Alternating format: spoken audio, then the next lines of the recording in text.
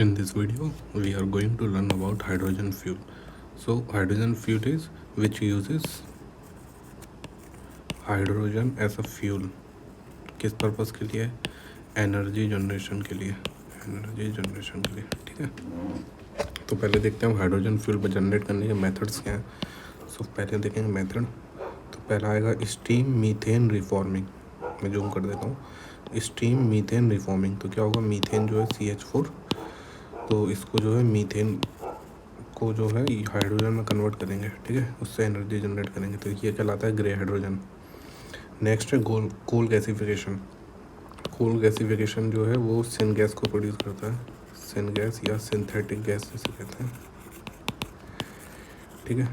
तो इसको क्या कहते हैं, ब्राउन या ब्लैक हाइड्रोजन कहते हैं। फिर है बायोमास गैसिफिकेशन, जिससे आपकी बायोगैस जनरेट होगी और आप उससे फिर हाइड्रोजन फ्यूल की मदद से जो है एनर्जी प्रोड्यूस करेंगे।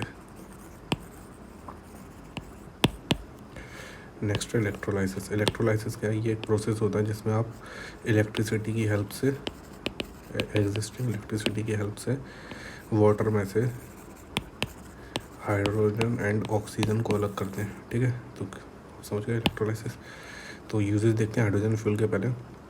तो इसका जो पहला यूज़ आएगा ट्रांसपोर्टेशन में, क्या है भाई कि ज़ीरो एमिट करता है। तो इसका एमिशन जो है, मतलब पर्टिकुलेट मैटर हुआ, चाहे CO2 emission, carbon monoxide emission हुआ, ये सब एमिशन ज़ीरो होते हैं, इसमें कोई एमिशन ही नहीं है। सिर्फ जो एमिशन होता है वो होता है वाटर वेपर का होता है, वाटर वेपर एंड हीट। तो ये दो जो है ये इसके एमिशंस होते हैं। तो वाटर वेपर भी हार्मफुल नहीं होता एनवायरनमेंट के लिए, ना ही हीट होती है उतनी ज़्यादा नहीं होती। ठीक, नेक्स्ट यूज़ देखते हैं वो इंडस्ट्रियल प्रोसेस में। इंडस्ट्रियल प्रोसेस में कैसे कि रिफाइन करना पेट्रोलियम को या प्रोड्यूस करना अमोनिया। अमोनिया का यूज़ होगा किसके लिए, फर्टिलाइज़र प्रोडक्शन के लिए, fertiliser production. Okay, next use देखते हैं पावर जनरेशन। पावर जनरेशन कैसा कि आप जो कोल प्लांट्स हैं या उसके लिए आपको मतलब अल्टरनेट के तौर पर जो है आप पावर जनरेट कर सकते हैं, ठीक है। नेक्स्ट यूज़ है रेसिडेंशियल हीटिंग। रेसिडेंशियल हीटिंग ऐसे जो घर में आपको हीटर की ज़रूरत नहीं पड़ेगी, आप जो बिल्डिंग्स को हैं या हाउसेस जो हैं उनको आप डायरेक्टली हाइड्रोजन की हेल्प से हीट कर सकते हैं। बेसिकली इलेक्ट्रिसिटी जनरेट करेंगे आप, तब होगा ये, ओके। नेक्स्ट यूज़ है एरोस्पेस में, रॉकेट फ्यूल के अंदर। तो रॉकेट फ्यूल जैसे आपको पता होगा कि जो अपना GSLV Mark 3 है, इसमें जो third stage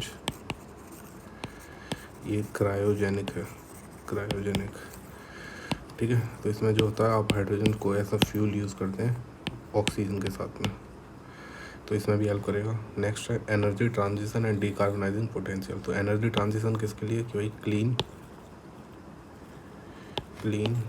cheap and sustainable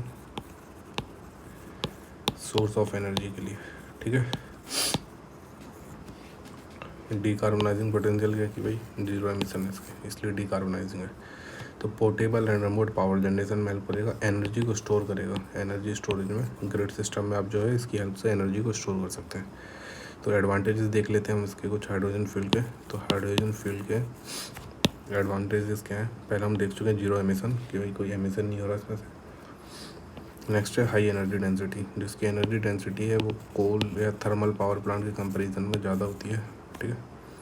quite operation है, जैसे आप पावर प्लांट में फायर कोल को ट्रांसपोर्ट करोगे या जनरेट करोगे फायरिंग वगैरह से, तो जो है उसमें साउंड प्रोड्यूस होगी, लेकिन हाइड्रोजन में ऐसी कोई दिक्कत नहीं आती। तो इसमें क्वाइट ऑपरेशन से साउंड की कोई दिक्कत नहीं आती। नेक्स्ट है कि high efficiency, more than 60% efficient है when compare to other renewable sources of energy, ठीक है। तो 60% क्या है, एनर्जी एफिशिएंट ज़्यादा है अदर रिन्यूएबल एनर्जी से।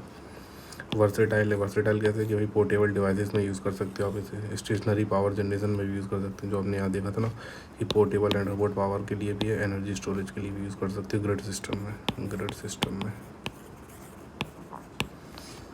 नेक्स्ट है क्विक रिफिलिंग।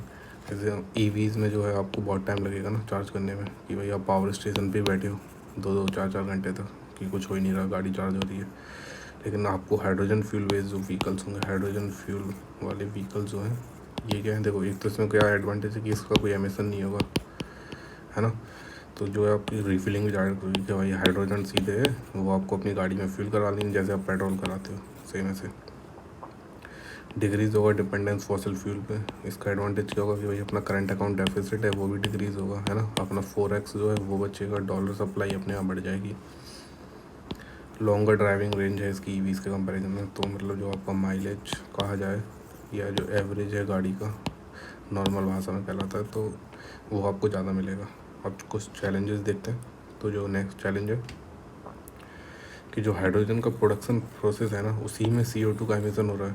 जैसे हमने देखा था कि बायोमास गैसिफिकेशन हो गया या कोल गैसिफिकेशन हो गया। और कोल गैसिफिकेशन को ना पायरोलाइसिस भी कहते हैं, पायरोलाइसिस। इसमें क्या होता है ना, हाई हीट पे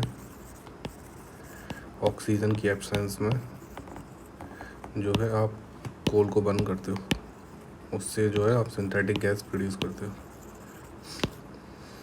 ठीक है। तो ये जो पूरा प्रोसेस जो है ना हाइड्रोजन को बनाने का, इसी में कुछ CO2 आप एमिट कर दे रहे हो, तो ग्रीन कहने का मतलब क्या है। नेक्स्ट दिक्कत है वो स्टोरेज एंड डिस्ट्रीब्यूशन में है कि भाई लो एनर्जी डेंसिटी आती है। जब आप बाकी सोर्स जैसे पावर एनर्जी से बात करो ना, तो इसके न्यूक्लियर पावर बेस्ड प्लांट हो गए या hydro electricity blast based plant हो गए, तो इसके कंपेरिजन में जो है एनर्जी डेंसिटी इसकी लो है। सेफ्टी कंसर्न्स हैं कि भाई जो हाइड्रोजन होता है ना, हाइड्रोजन जो है वो हाईली फ्लेमेबल फ्यूल है, हाईली फ्लेमेबल फ्यूल। तो एक चैलेंज ये भी आता है इसका, क्या है भाई, कॉस्ट प्रोडक्शन भी हाई है। जो मतलब आपको 1 गीगावाट एनर्जी जनरेट करने में जो कॉस्ट आएगी ना वो इसमें बहुत हाई है। और इंडिया भी डेवलपिंग फेज़ पे है, तो आप इसको भी इतनी जल्दी जो है अडॉप्ट नहीं कर सकते। जैसे आपको ना कोल बेस्ड पावर प्लांट सबसे चीपर होते हैं, कोल प्लांट सबसे चीप होता है, उससे थोड़ा महंगा होता है हाइड्रो वाला, और ये तो फिर हाइड्रोजन वाला थोड़ा और महंगा है।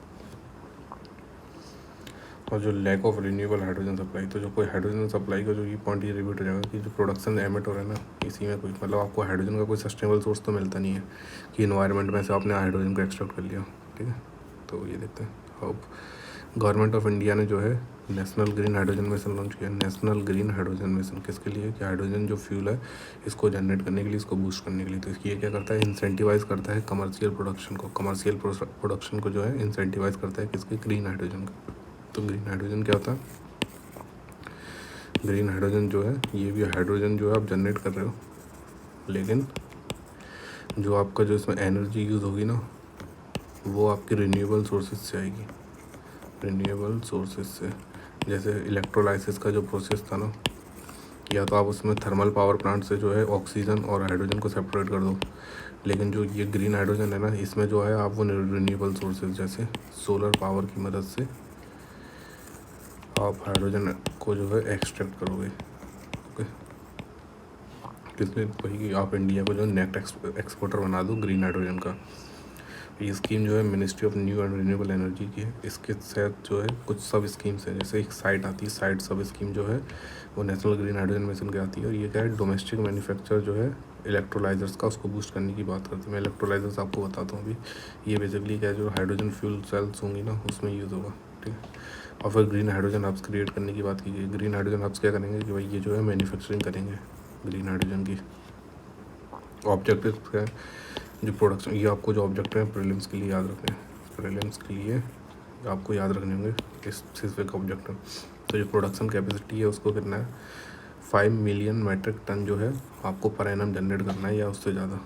5 million metric tonne per annum जो है जनरेशन होना चाहिए ग्रीन हाइड्रोजन का मिनिमम एनुअली। और रिन्यूएबल एनर्जी कैपेसिटी जो है 125 गीगावाट बाय 2030 में जो है ग्रीन हाइड्रोजन का यूज़ लेकर आना है 125 गीगावाट। वैसे गवर्नमेंट ऑफ इंडिया का जो 2030 के लिए कितना है, 400 गीगावाट का टारगेट है, जो NDCs जो कहलाती है ना पेरिस एग्रीमेंट के तहत उसमें, ठीक है। इन्वेस्टमेंट जो है उसमें मोर देन 8 लाख करोड़ का कर रही है गवर्नमेंट, ठीक है। जॉब्स जो है इससे जो है लगभग 6 लाख जॉब क्रिएट होंगी। ये आपको याद करने के लिए ज़रूरत नहीं है प्रीलिम्स के, लेकिन मेंस में आप यूज़ कर सकते हैं। और जो फॉसिल फ्यूल का इंपोर्ट है उससे जो है हमें लगभग अपने फॉरेक्स में ₹1 लाख करोड़ के समथिंग जो है ₹1 लाख करोड़ के समथिंग हमको सेव होगा फॉरेक्स में। और जो इससे एडवांटेज क्या होगा कि जो हमारा जो ग्रीन हाउस एमिशन है ना, ग्रीन हाउस एमिस कितना डिक्रीज होगा, 50 मिलियन टन जो है एनुअल ग्रीन हाउस डिक्रीज होगा आपका ग्रीन हाइड्रोजन के प्रोडक्शन से। अब हाइड्रोजन फ्यूल सेल समझ लेते हैं। तो बेसिकली ये क्या है, एक इलेक्ट्रोकेमिकल डिवाइस है। इलेक्ट्रोकेमिकल याद रखना, दो चीज़ें इसमें, एक इलेक्ट्रिक है एक केमिकल है। तो इलेक्ट्रोकेमिकल डिवाइस है जो कन्वर्ट करता है केमिकल एनर्जी हाइड्रोजन और ऑक्सीजन की इनटू इलेक्ट्रिसिटी। तो जो हाइड्रोजन ऑक्सीजन को आप जब मिक्स करेंगे ना, ये नहीं कि वाटर बन जाएगा, वाटर तो जो है बाई प्रोडक्ट रहेगा, ठीक है। तो जो ये इस रिएक्शन के दौरान जो हीट रिलीज़ होगी ना, आप उससे इलेक्ट्रिसिटी जनरेट करेंगे। बाई प्रोडक्ट जो है वो वाटर एंड हीट रहता है, बस ये इसका एडवांटेज होता है।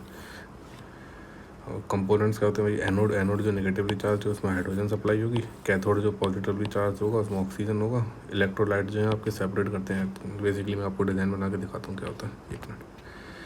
तो एक ये होगा हमारा एनोड, नेगेटिवली चार्ज होगा, यहाँ पे होगा कैथोड, अरे